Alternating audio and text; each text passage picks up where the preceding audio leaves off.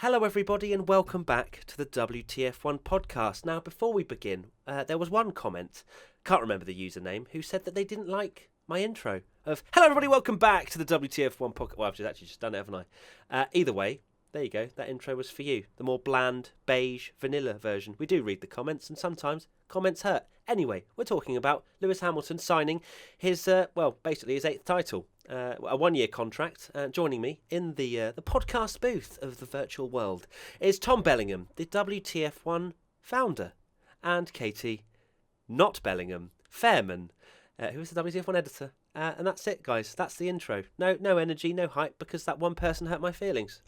Wow, not bitter at all. I'm feeling very zen though. Yeah? Do you feel different coming into this podcast? Just a little less energy, just more vibes. Yeah. I miss the hype up though. Yeah. Okay. Well, we can all blame Anonymous.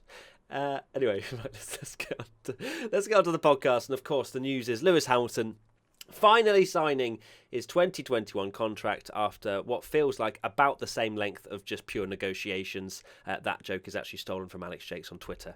But it took a long time, didn't it, for Lewis to finally say he's going to be racing in 2021. We kind of thought it was going to happen just purely from the banter that Mercedes was putting on social media, and I don't feel like they would have probably done that had the negotiations been on the brink of whether or not he will race. But let's begin with at Matt _M_03, who asks, what are the details of Hamilton's contract that we know of?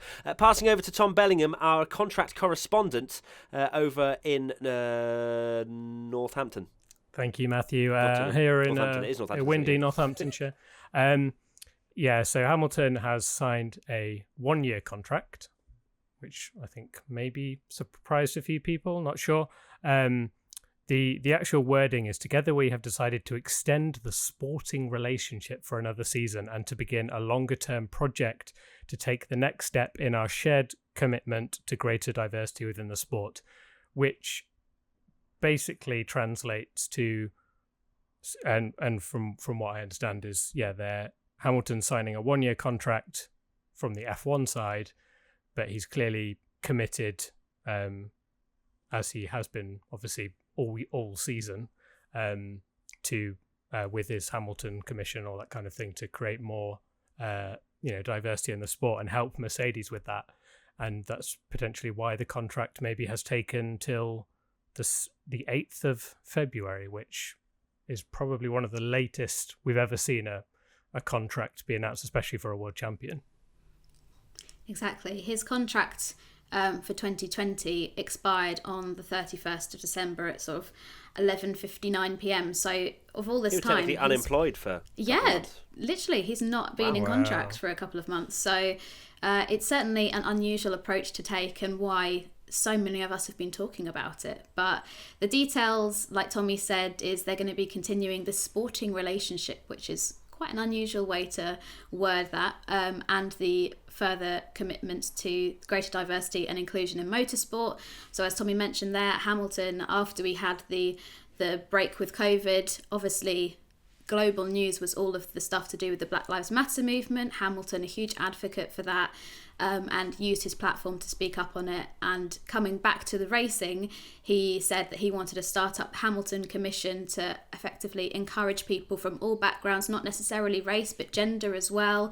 And he felt that it was an important thing for him to do as somebody who is such a heavy influence in Formula One, to encourage Formula One to be a more diverse sport, which I don't think any of us are upset or angry about. I would like F1 to be as diverse as possible. So both him and Mercedes are going to be continuously improving that work, both on and off the track. And he said, Mercedes have been extremely supportive of my call to address this issue. And from the way that this statement has been worded, it sounds like Hamilton will continue with Mercedes, maybe not necessarily in a driver role, but maybe as an advisor or somebody on the board if he decides to retire at the end of 2021, which is a question that comes up later, I'm sure. Indeed. We're very lucky to have such an influential champion as Lewis Hamilton, doing so much for the sport, and for all the grief he gets for other parts of his life. I don't think enough people appreciate just how much work Lewis is putting in behind the scenes to make a difference and I guess leave a legacy as well within the sport, not just for world titles, but also changing the sport for the better. So I'm completely behind what Lewis wants to do, and whether that was just the case was kind of working out the fine details of how Mercedes is going to help Hamilton in his fight for diversity and so on. Then maybe that was it. Maybe it was logistics. Who knows? Because a lot of people were questioning whether it was money, whether it was the length of contract, whether it was all sorts of stuff. Veto on teammates. We'll get onto that. But yeah, it seems like it's definitely a long-standing relationship between Hamilton and Mercedes. But obviously, the big part was the 1-year contract. If we're looking at it from a sporting and us as motorsport fans, it potentially looks at Hamilton not being a part of the sport after 21, so before the new regulations. Awardy 1706 asks, is this the beginning of the end of Lewis's career? I mean, if it were me, I'd be asking, what else is there left for me to achieve? I reckon he'll buy a stake in the Mercedes team before he wraps up. I've seen it happen before with other drivers in other categories. Potentially, it's all speculation, isn't it, really? We can't look inside Hamilton's mind, unfortunately. He said a few things about whether I'll be racing at all in some press conferences, which sparked a few rumours. I don't think, as we've mentioned, I don't think he'll turn his back on Formula One because clearly he feels like he's got a lot more to achieve on the diversity and the Black Lives Matter movement and so on, that he wants to make a change that way. It's just whether or not he gets 8 world titles this year, which looks very likely, and then he's the greatest of all time. Wraps up before the new regulations, where potentially we could see a new front runner. For me, it makes the most sense if he does hang up his racing gloves and boots and puts on his changed hat. You get what I get what you mean. Yeah. I think the fact that he signed a 1-year deal shows it's something he's aware of, and we've mentioned it before on the podcast, where even little things like him getting involved with Daniel Ricciardo doing a shoey or something shows his kind of lighter side, that he's maybe thinking more towards the end of his career and doing the things that he wanted to achieve in the sport, whether that's fun things like that or the more serious matters like we said of the increasing diversity, and he wants to obviously leave a legacy off track as well as on it. But at the same time, drivers don't really think like that. They're very different to, we had this conversation with Grosjean about whether he'd want to race again. And they're hardwired. They want to achieve success. And Hamilton probably is not thinking, what else is there left for me to achieve? He's going to want to win loads of titles. And while it seems perfect that, he gets title number 8 and it's a nice number that puts him statistically the greatest driver of all time, and then can retire, he has said on more than one occasion that he feels like he's in the best form of his life, which I think a lot of people would agree with.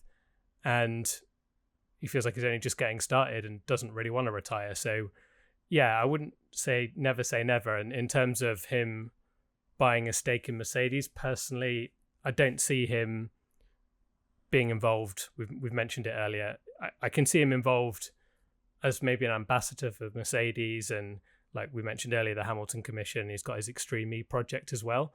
Personally, I don't see him as the kind of person that would be sat on the pit wall as a team principal or something like that. I think it would very much be that side of the sport. I think that's a fair comment, although I think that a stake in Mercedes as a team is probably quite a sensible option for Hamilton.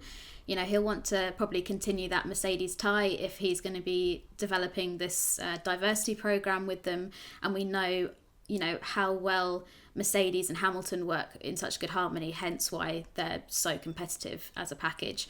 The only issue with having a stake in the company is that at the moment, Toto Wolff has a third, Daimler, which is essentially Mercedes, own a third, and then at the end of 2020, Ineos, which was a sponsor that came on with Mercedes, they also have a third of the company. So somewhere in there, and I'm guessing it's probably more likely to be Toto's side of things, he's going to probably have to give up some of his stake in the company in order to keep Hamilton happy, if that's what Hamilton wants to do. But I mean, I don't think Mercedes are going to essentially drop off a cliff as soon as the new regulations come into play. So there's probably going to be some benefit in having those stakes. But like you say, maybe Lewis isn't interested in those kind of business side of things. And he will just want to stay on board as an advisor and sort of become maybe like a figure that Niki Lauda was to Mercedes. But I think, like Tommy said, drivers are a completely different breed to any of us. DC was talking about it and saying, you know, drivers are selfish. They think they're the best at everything. And I very much doubt that Hamilton will think, do you know what? You know, I've spent my whole life with the goal of racing in F1. I'm not going to bother anymore. Like, I think that he could possibly retire at the end of the season, but Hamilton's somebody that's got so many passions. Obviously racing being probably the main one, but like we mentioned, he's got his Extreme E team, he's into fashion, he's into music, he's doing songs with Christina Aguilera on the side. So there's plenty of things that he'd like to probably invest his time in more. But yeah, we'll see what happens.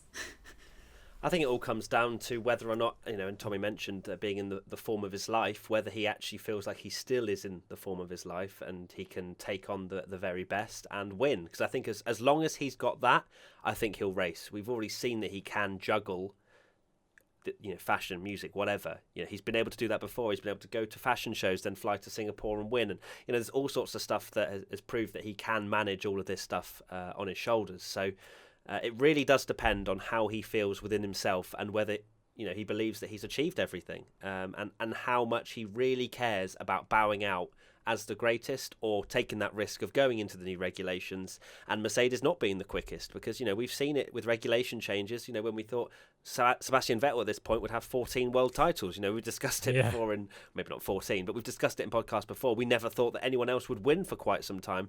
And then Vettel just didn't win anymore with Red Bull. So, yeah, it's an interesting one to think about. It depends how much Hamilton feels he can still achieve, because he is getting older and he's not going to be in the form of his life forever. But he certainly proved last season that he's still got it. Jack Dunstone 11 has just asked a simple question, which I'm going to ask both of you. Will Hamilton retire after this season? I think I'm leaning more towards no than yes, but I think yes is definitely still a possibility. So I'm going to say like maybe 70-30 no. Tommy? I don't think he's going to retire. No. Okay, percentage, go. 80. 80-20. Okay, Tommy, you've already said that. Katie? I think Hamilton won't retire now. And my percentage, I'll go in between. I'll say 75-25. God, you're just playing it safe, aren't you? I love it. Right, cool. So there you go, Jack. Next question, Thomas Andrews 01. Could Lewis take a year out in 2022 to see where Mercedes are, then come back in 23 if they are still competitive? I don't think he would do that personally, especially at his age, to take a year out and then try and get back up to speed. I don't see that personally being a real factor or something he'll be assessing really, because if his love for the sport is there, he's going to want to be the one leading the charge at Mercedes. And, you know, because it's not just down to the Mercedes engineers to make a quick car, it's also the drivers, as much as people seem to think that Lewis and Valtteri get in a car and it's immediately quick and they don't do anything to change the car and make it any quicker. That's not the case. There's clearly a reason for the fact Lewis has won in every single season he's ever raced in. So for me, I don't see that as being a possibility at all. No, I agree. I think when he's gone, he's gone. He doesn't seem like the kind of person like Fernando Alonso who left. I knew you were going to say that. Alonso left because he mentioned it on our podcast that we had with him that he wanted to finish the World Endurance Championship, become a world champion, and races clashed. And he thought, you know, I'm not in a particularly great car, and now the opportunity's there for him to come back. Whereas, you know, Lewis Hamilton, it seems like, and especially as we've mentioned so much in this podcast already, has so many other interests that I think when he decides to call it a day, I think that's it for him. Personally. Yeah, I mean, that would just be George Russell's luck, wouldn't it? If George, we're going to promote you up to Mercedes for 2022, and he thinks, oh, this is amazing. And then, oh, sorry, George, Lewis is actually coming back. He's changed his mind and you're going back to Williams. That would just be so George Russell. But yeah, I don't think that he's the kind of driver that would take a year out, evaluate what's going on. He's somebody that's so passionate about F1 and he'll want to be at the forefront of the next generation of F1, if you want to refer to those regulations as that. So I think it's a neat idea, but I can't see it happening. I know you'd never say never with these sort of things, but there does seem to be this almost, maybe it's hope more than anything. Maybe people have sort of forgotten the last 7 years, but that Mercedes will just fall off a cliff as soon as the new regulations are. I know Red Bull did to a little bit, but at the end of the day, they changed them fairly significantly in 2017 and they still won the titles and stuff. I know it's a big rule change, but there are a lot of people acting like, oh, it's a bit of a risk. Maybe Mercedes might just completely fall off a cliff. It's one of those things, isn't it? Where well, they could, because with how big the technical regulations are, the changes in them, we could easily see a risk in a certain thing, or one of the teams come up with a brilliant innovation, and like with Brawn GP, for example. So there are miracle stories out there. So Williams get an amazing car. George finally gets the jump over to Mercedes, and then Williams get like the double diffuser or something and do a Brawn and win. Latifi becomes world champion. Heard it here first. Imagine if that actually happens, that will be the most viral F1 clip ever that you've just said. But yeah, back to Hamilton potentially retiring. It's really weird. I'm like torn, because obviously I've said 70-30. I don't think he will retire, but I still think in my head that it's perfectly likely with a 1-year contract that he could. It genuinely depends on what his mindset is, because I think, as you said, Tommy, as soon as Lewis decides he's gone, he's gone. Yeah. Like, that's it. Like, as soon as he loses love for the sport, because I feel some people might bring up the tweet that I put out earlier today about the fact that he's had the 1-year contract and it could be likely that he bows out as the greatest ever. It really does depend on what he wants to achieve, and it feels like he's more and more leaning towards making change than he is winning world titles. It feels like it's almost become like a thing that he'll just do because Mercedes are so good and Valtteri is Valtteri. So yeah, it's a weird one, and I'm sure it's going to spark a lot of debate in the comments. So hopefully you guys will debate it nicely down in the comments section. Moving on to another thing which kind of came out with Damon Hill, of all the people, was the one that kind of leaked this on Twitter. Well, I say leaked, it was more like stirred the pot. About the teammate veto.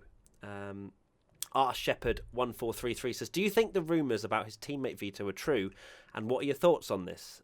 So Damon Hill came out and essentially said that basically that Lewis Hamilton is allowed to veto his teammate, basically, which would assume that that's the reason for the hold up in the negotiations and that sort of stuff. So what do I think it's true? I mean, it's happened before. I don't personally believe that was the reason for the hold-up, nor do I think Lewis really would be that kind of driver personally. That's my thinking. I don't personally believe it's true, but yeah, it was certainly a bit of rumour and something to spark debate on social media. Yeah, apparently it came from Japanese media or something, and people were there like, well, why would they know? Why would anyone know other than Mercedes? Like, where would this rumor have come from? It's just something to question it. Personally, I'm with you. I don't agree at all, and I don't really get where it's only in recent seasons that the narrative that Hamilton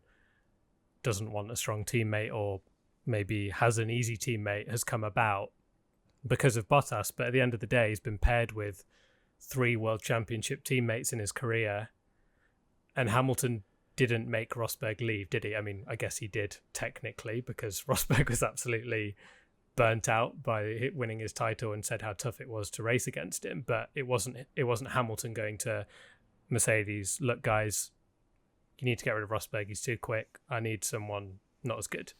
Do you know what I mean? So why suddenly this has become a thing where Bottas, they're keeping Bottas because it's the perfect harmony. It's not, I know we can question his results, and at the end of the day, while it may be boring for us fans that Bottas we don't think is going to win the world title, at the end of the day for Mercedes, he finishes pretty much always second in the championship every year because the car's so good, gets them the World Drivers' Championship, and doesn't ever crash into Hamilton. like Rosberg and Hamilton had.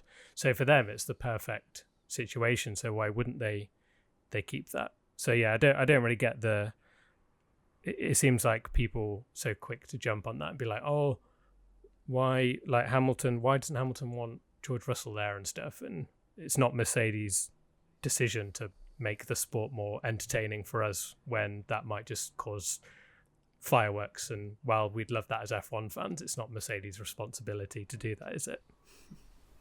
Totally. I think as well with social media nowadays, it's so easy to just put any kind of, oh, well, I heard this about the Hamilton contract, and people will lap it up. But I think the rumours about Damon Hill of all people, though. I mean, it's not quite a George Russell Stan account saying it, is it? It's good old Damon. So which you'd assume would have some kind of credibility to it, but clearly he was basing his sources off.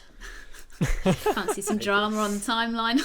Just so out of character that Damon Hill's just gone. Yeah, let's cause some gone rogue. Just get the popcorn chaos. And press send. But yeah, I think Hamilton's not the kind of teammate that's going to make all these demands as to what teammate he's going to have. He obviously knows George Russell is an insanely quick young talent, and Hamilton's been that himself throughout his career. So I think the partnering of Hamilton and Bottas, like you said, is a very safe pairing.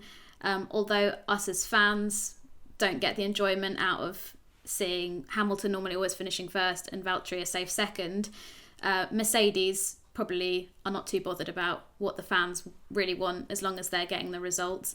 And when you compare the pairing of Bottas and Hamilton to, I don't know, let's say Verstappen and Albon last year, when you look at the difference in results that they were achieving, it just shows like how perfect Mercedes have got it, in that there was never really any drama and they could just sort of let the lights go out, send them on their way, and 9 times out of 10 you're going to get a Mercedes 1-2 result. So they're probably quite happy to let that partnership carry on, and so's Hamilton. Yeah, there's absolutely nothing to gain from changing it, and we call for it because we're fans and we want to see excitement, and I think 2022 will be a very exciting time for the driver market again, depending on obviously what Hamilton does, but yeah, it makes no sense to change up the Bottas-Hamilton combo, because Bottas just looks like he's happy to be there, as much as every single year he comes out and says he's unlocked the secret. He I've knows got exactly what he's got, the plan to beat Hamilton, and so on. It's really very tame in terms of really coming at Hamilton. I feel like Rosberg definitely got inside Hamilton's head a little bit, whereas Bottas, I don't think really ever has. I mean, you hear the post-race interviews from Hamilton going, good on Bottas. He did a nice little move on me in turn 1. I thought, good on you. It's just like, geez. Got him back 2 corners later, but yeah, it's still a nice move. Yeah, could he have any less respect for Bottas in terms of his actual ability to challenge for a championship? It's ridiculous. But exactly. But yeah, it's going to be very interesting indeed as we move towards some more driver transfers. What about Russell? Of course, we have mentioned George a little bit. POTUS 2007 asks, what does this mean for Russell's possible future in a Mercedes? Free seat in 2022, or do you think Hamilton will extend the contract one more season? Obviously, we've mentioned about Hamilton and whatnot, and it really does depend on what Hamilton does. It's going to be interesting as well what Mercedes do then. When Hamilton does hang up his racing boots, Mercedes aren't going to go to Bottas as their number 1. Not a chance. I think that's pretty much a unanimous yes from pretty much everybody, that Bottas, unfortunately, doesn't seem to have the minerals in order to carry a team to a championship. I'm sure he could win a championship in a Mercedes if Hamilton wasn't there, but he's not a number 1. He doesn't have that, not only the mentality, because he has the speed in qualifying, but the mentality in the race doesn't seem to have the racecraft that you need to win a championship week in, week out. So, do they go for George Russell? Do they go for Max Verstappen? There's all kinds of possibilities out there. But George Russell is very much hanging on the coattails of what Hamilton does. Yeah, I agree. I'm still adamant that there's absolutely no way they're ever putting Russell with Hamilton as a teammate partnership. It's all down to Hamilton retiring the day they put Russell in the car for me. They have played it very well, though, Mercedes, because in 2022... Hamilton, Bottas, and Russell will all be out of a contract, so they can essentially plan exactly what they want to do. Because it's not a case of Hamilton's out of contract, but Bottas is in a contract and Russell's still at Williams. They're all out of contract that year, so that's when it's going to get really interesting to see what they do. But I mean, I said it this year.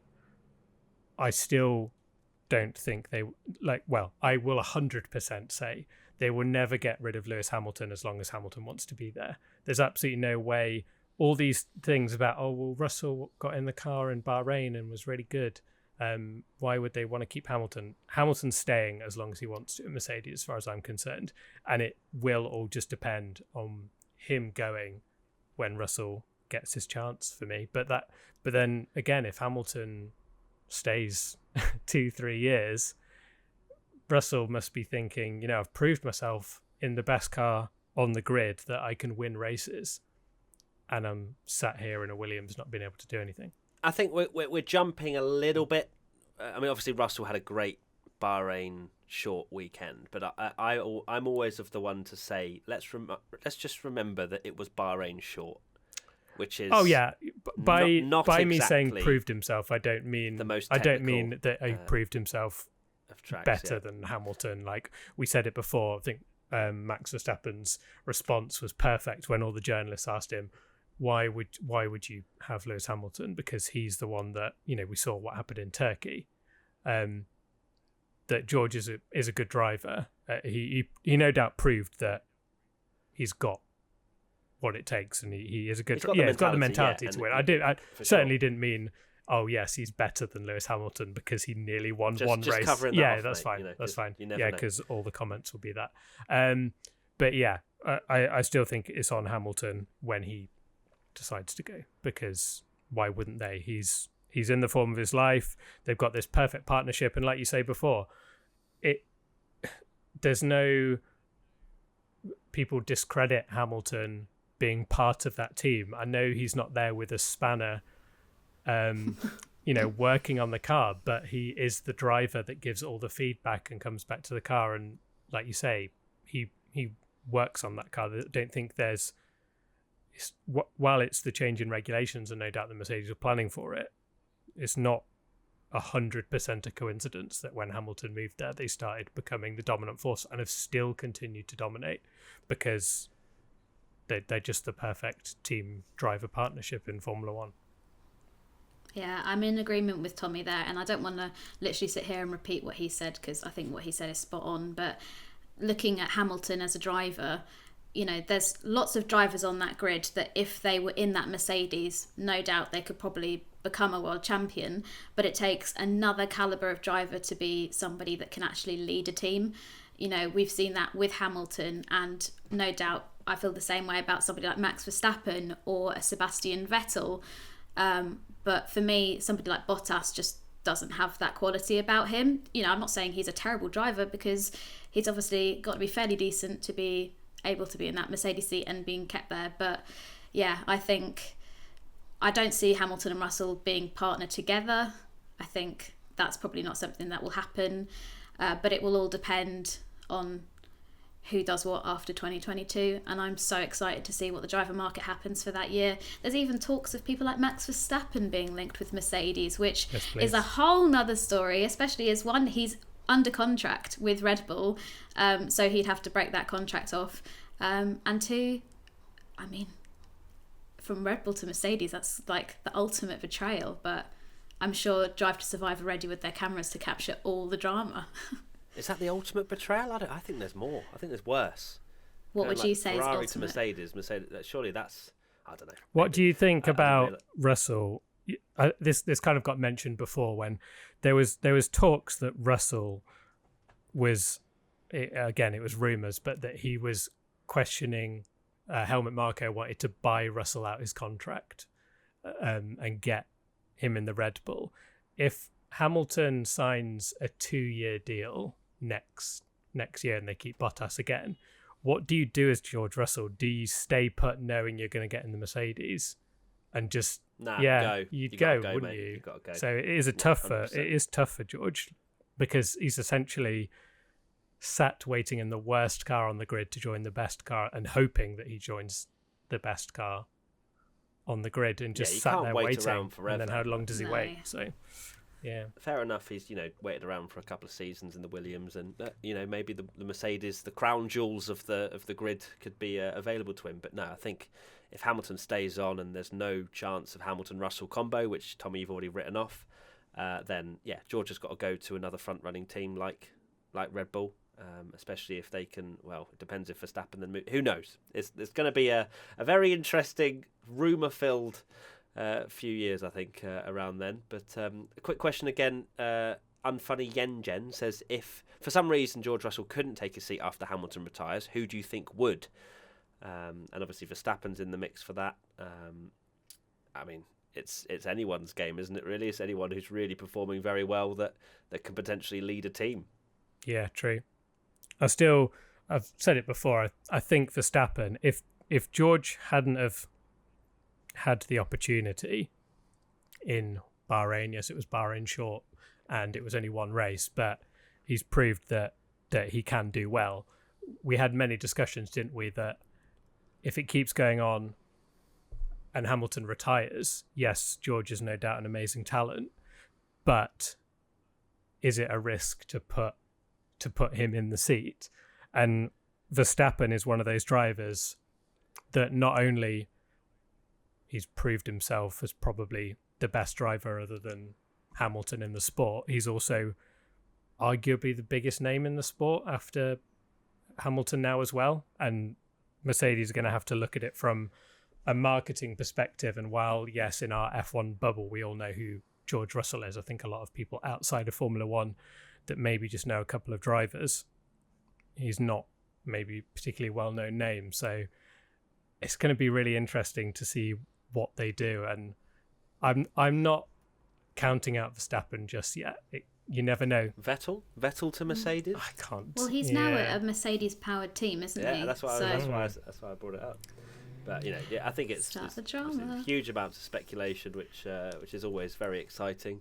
But I mean, Verstappen is also a teammate ruiner, career ruiner. So, maybe his driving style is so unique that the second driver only works for Daniel Ricciardo. But anyway, moving on. One final topic. Will Lewis win title number 8? Shifty1776 says, is there any reason to believe Lewis won't win it all this year? No. Tommy? In my notes, I've just written no. That literally nothing else. Yeah, I can't see it. I know that there's been, this could be Red Bull's year. Said it last year. Every year. Because the what was it? The calendar favors them and stuff. It's the same regulations as last year. They're probably going to be even more suited to Mercedes because no doubt some teams will start thinking about next season, so not going to develop as much. And you've got to think that on a normal calendar, that's where Mercedes thrive as well on those tracks. So yeah, I can't see it happening that anyone other than Hamilton winning the title, and I'm sure many agree. Yeah, I think that's going to be the title decided sort of here and now, really. But I'm sure, aside from the title fight, obviously us fans want a juicy title fight, but hopefully there'll be other stories throughout the season that can be equally as entertaining. But yeah, I think this is probably Hamilton's 8th title in the bag. We're just going to have to wait. Well, we've written that off, haven't we? We just got to wait till 2022 when Williams get that boost and Latifi wins the title. Do you know what I mean? So we're just holding out. And has a trophy made of Nutella. In the fridge. So, yeah. Who puts Nutella in the fridge? Do not agree. Bad. Anyway, yes. So please do watch Formula One this year, though. Yes. Because as much as we've written off the fact Lewis Hamilton's going to win the title, most likely, anything can happen. And there's still going to be. We had amazing races last year. Oh yeah. And I'm sure again we will have some that are bangers. It's just Formula One. There will be good races, and you never know. Lewis Hamilton might just not turn up for the first few like he has done in previous seasons, but he turned up for most of last year, and that was and that was that very really. good. That's it, pretty much. Tommy, final thoughts. Verstappen and George Russell Mercedes 2024 lineup. Wow. Okay, brilliant. We'll revisit this in 3 years. Katie? My final thoughts was going to be don't put Nutella in the fridge, but that seems quite a rubbish one compared to Tommy's. Well, look, you've done it now. Yeah. That's it. That's your final thought. And what's your final thought, Matt? We're done. My final thought is Uno reverse. Cool. Yeah. Cool. Well, I mean, I was going to say something about Mick Schumacher being in Ferrari, but that's not really tied in with Lewis and what we've been speaking about for the last 35 minutes. But I think Lewis Hamilton will be gone in 2027. 2023, yeah. 2090. That's fine. We move on. Thank you, everybody, for watching. Make sure to give us a like, 5 stars, whatever it is. Give us a positive. Come on, whatever platform you're on. You know the drill by now. And if you want to get in touch, ask any questions like the guys that have been featured this time, use the hashtag WTF1podcast. Check it out on Twitter and Instagram when we ask for your questions. Any suggestions as well, that time when's that we do, anything like that, you can always message us. We will see them, and also in the comments as well. That's it. Thank you so much to Tommy and to Katie, and we'll see you next time. Bye-bye. Bye. Bye. That time when Nicholas Latifi won the 2022 F1 World Championship for Williams. Sing it. Purely on a diet of Nutella.